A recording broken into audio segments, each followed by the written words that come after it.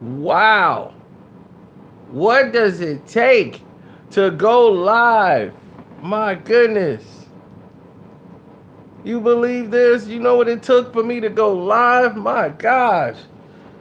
I'm like, dude, we back at it. We were trying to get back at it. They were fighting me tooth and nail. Marvel, y'all are some dirty mugs, boy, I swear. Gosh, the movie is out yet. What do y'all got against me? Marvel hate me, y'all. How long did I try to go in there and get this thing done? Really? How long?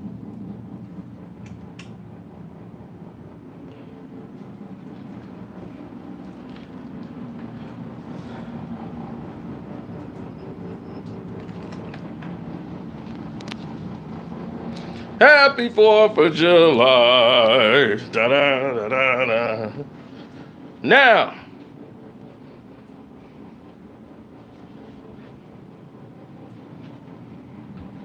here we are. Let's do the spoiler review. We already did a movie review. Let's do a spoiler review and talk about Spider-Man Far From Home. Now, as we know, J. Jameson was in the bonus scene. James J. Jameson. J. Jonah Jameson. Played by our very favorite guy. Farmers Insurance.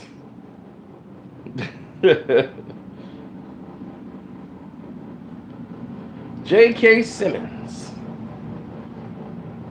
And now, what we see here is something that we loved in this film, that they may be bringing him back. So to see him in that bonus scene at the end was wonderful. But we'll get back to that I just had to get that out because I've been like dying to say it. And I love that bonus scene more than the bonus scene at the end, which we'll get to a little later. Let's talk Tony Stark. Dun dun dun. And these priceless artworks by Marvel Studios to the fans. Oh, I have them, and one even autographed. I might send them out to some of my subscribers. Might. Haven't made my mind up yet. Thinking about doing it.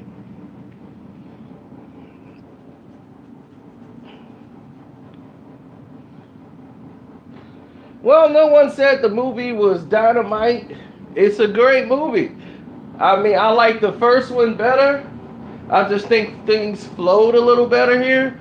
I mean, in the first one, this one I liked a lot, mainly because of the character of Mary J. or MJ. MJ character I like the most. But let's start with Jake Gyllenhaal as Mysterio. This was great. Jake Gyllenhaal is a great actor. So for him, being a superhero and playing in a cheesy superhero movie wasn't going to work for him.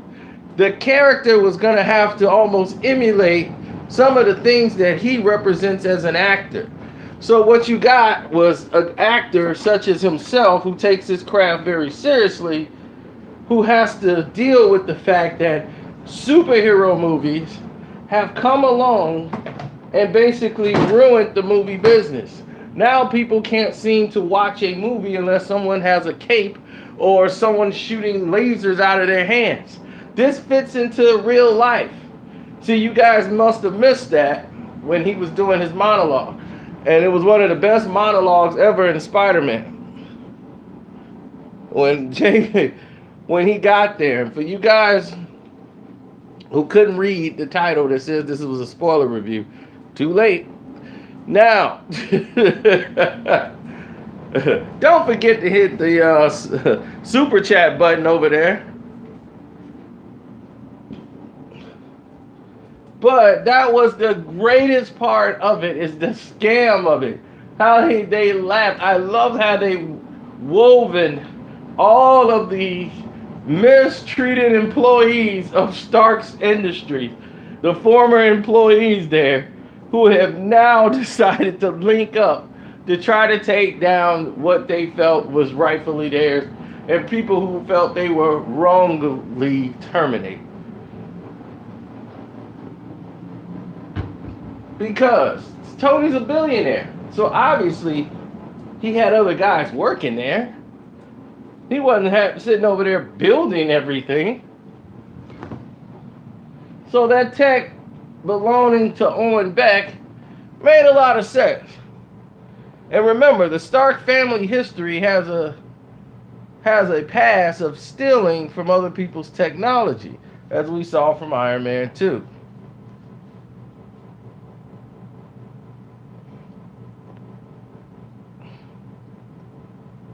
Well, that would have been stupid since there's no multiverse here. You got to remember that multiverse thing is a lie that was created by some other person that works at Stark Industry who came up with that storyline, which he felt was completely ridiculous, but she bought it.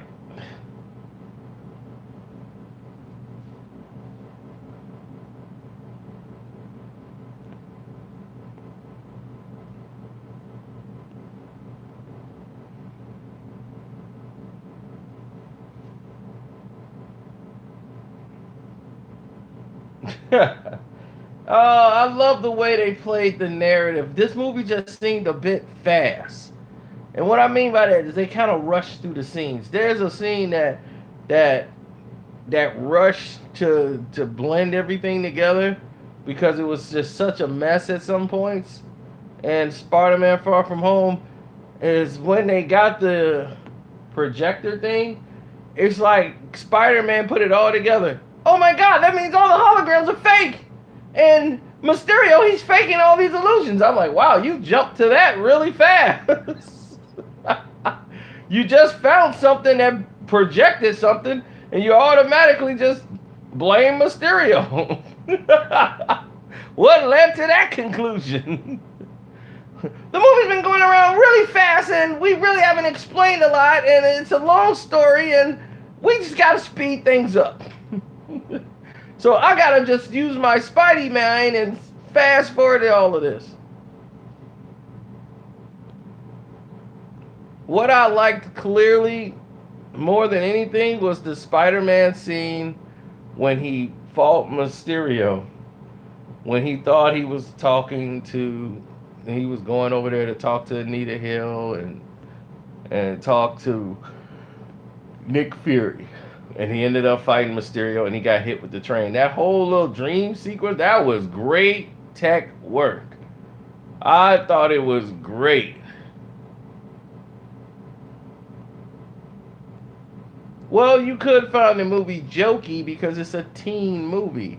This is a teen Spider-Man movie. You know, it played out more like an Avengers film a little bit near the end, but normally in the first beginning half, it was jokes. You know, when you got JB Smoove in there, you know it's going to be Joke-O-Rama. They wanted more humor. They wanted more, instead of story, we got to get more humor in it. But the storyline made sense with Mysterio being someone that worked at Stark's Industry. He's not really somebody that knows Peter. He really didn't care. He felt bad for the kid, like, poor kid. He's just a kid in this thing. But Beck's on a mission.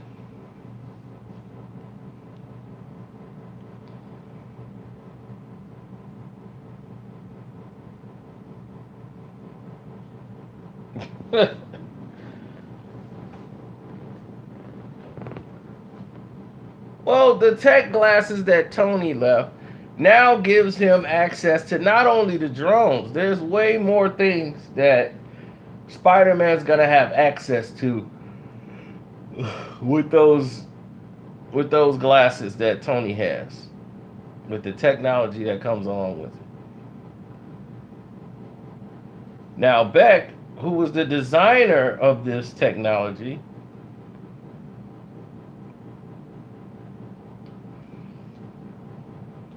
was fired by Tony. So you could see the motivation there to get back what he's lost.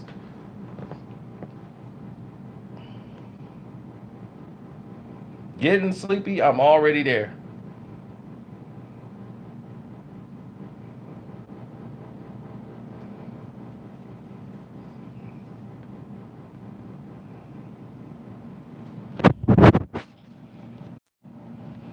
Uh-oh, I'm having phone troubles.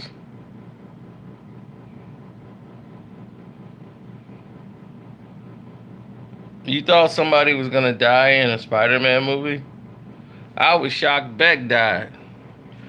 But the problem that I've seen that was arising more and more was the fact that people assumed that uh,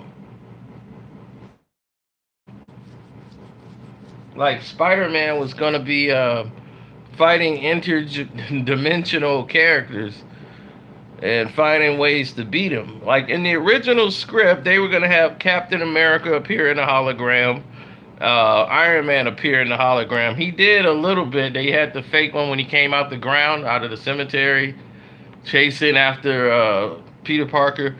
In the original script, Spider-Man used the technology and turned it against Beck and made it like he was fighting Iron Man and Captain America with the tech that he had. So that was supposed to be a fake cameo scene, but it's going to be digitally enhanced. They decided to go with another route.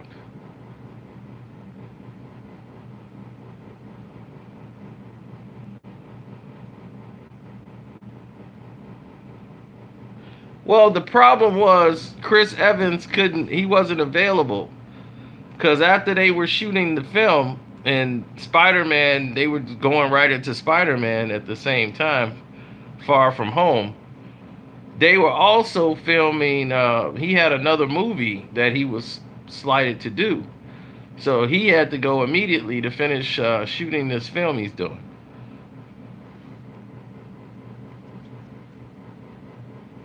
It's a film by Rian Johnson, and that's why he wasn't available for that shot. And they were going to just use a digitally enhanced scene with a computer of his, likeness.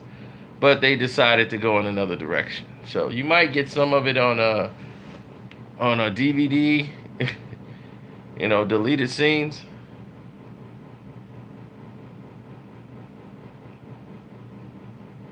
No, Jake Gyllenhaal was the perfect person to play him. You have to realize this is Mysterio's story. That is his thing is mysterious. He was someone who was an actor. Like he portrayed it. He always wanted to be a superhero, but he wasn't one. So he always tried to make himself appear to be one. So now the most exciting part was MJ. MJ was so good in this film. You have no idea how great she was. Her offness, her weirdness, her hand gestures, everything she was doing, her awkwardness made her essential because we all knew a person like that in high school. They were mostly by themselves, didn't have too many friends at all. And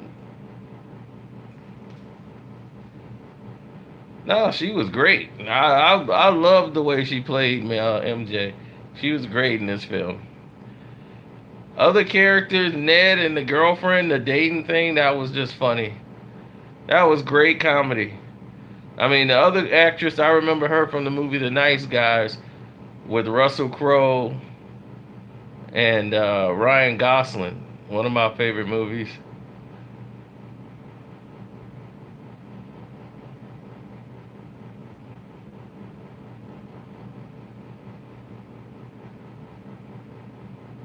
Well, that's because it reminds you of high school. When you're out of it, when you see that whole thing, school trips, all the personalities, and shouts out to the diversity in the movie. I mean, you had a West Indian, you had a black girl in the movie, you had in that class, you had everything going on in that class. You had a Hispanic guy, you had the Asian guy, who was taking pictures of Peter in the bathroom because he won't marry Jay. Then you start to see the effects of the 5-year gap. Well, they they didn't show too much of the effects, but you saw a little bit of it when they had a meeting for the people who felt displaced. Because in the script, they were showing how the displacement of people coming back after 5 years, their lives had changed. Like you hear out of one kid who was like, "Yeah, my little brother is now older than me." Like that's weird. So now, they called it the blip. So now the blip and everybody just come back. Everything was just weird.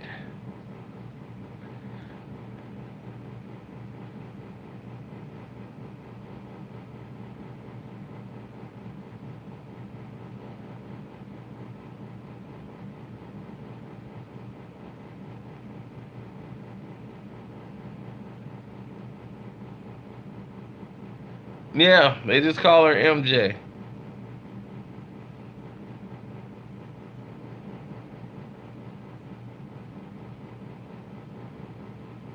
But their chemistry is good together.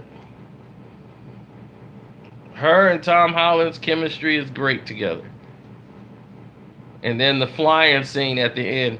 In case you guys didn't get that, that is like making fun of the Spider-Man scene when she's like, they got the slow motion and her wind is blowing softly in the air. If you remember the Spider-Man movie when she's swinging with Spider-Man.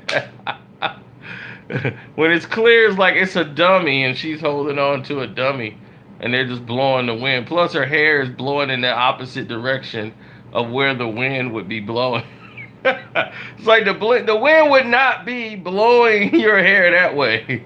And you're swinging in the air and everything is all smooth. So when they were swinging in the air, you saw how her hair was everywhere.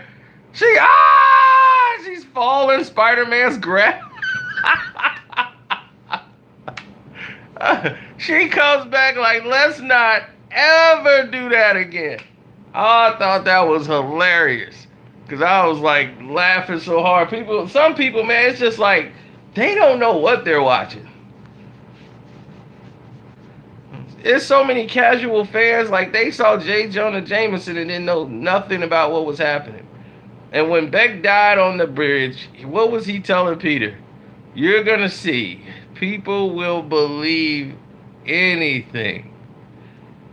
And sure enough, they're going down the ramifications of Fox News. Fox News are going to just tell you anything and people are going to believe it. Now, Spider-Man's going to be the enemy because his identity has been revealed.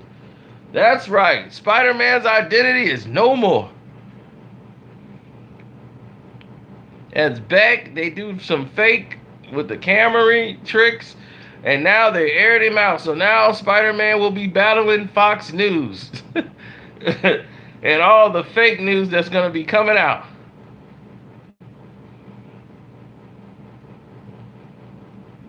Oh yeah, the Night Monkey scene was funny.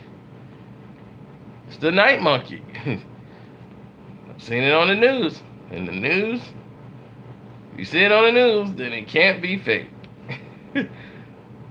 He's like, did he shoot web like you? He's a spider monkey.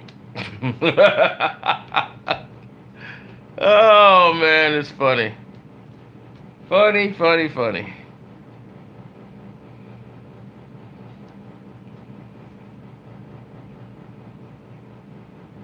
Now everyone knows his identity as Peter Parker.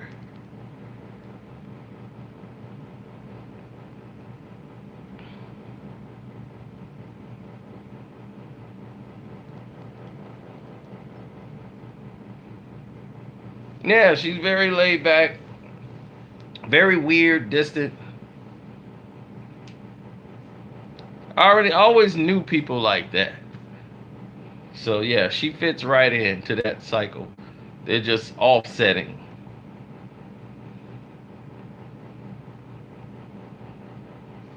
Well, the end credit scene, the one with, we get to see that the Skrulls are now Samuel Jackson and But now everybody's like, well, how long have they been there? How long have they been Skrulls?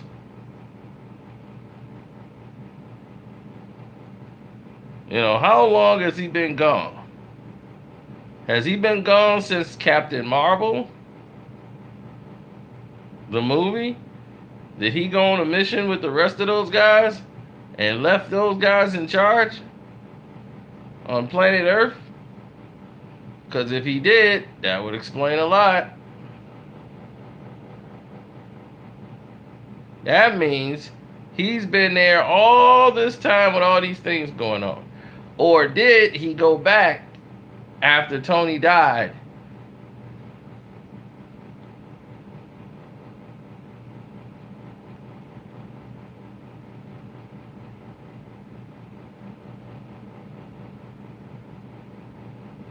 My take is when Tony died.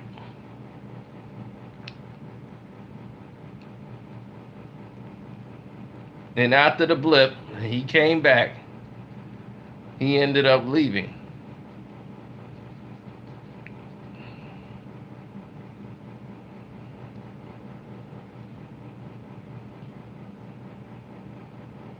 And going with Captain Marvel.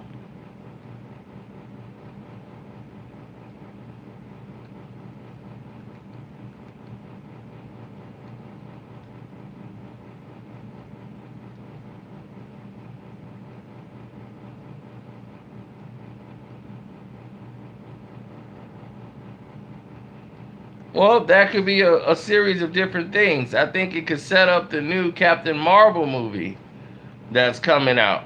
And I think we're going to see that's why Fury went out in space with the Skrulls. And they're going to be on a mission with Captain Marvel.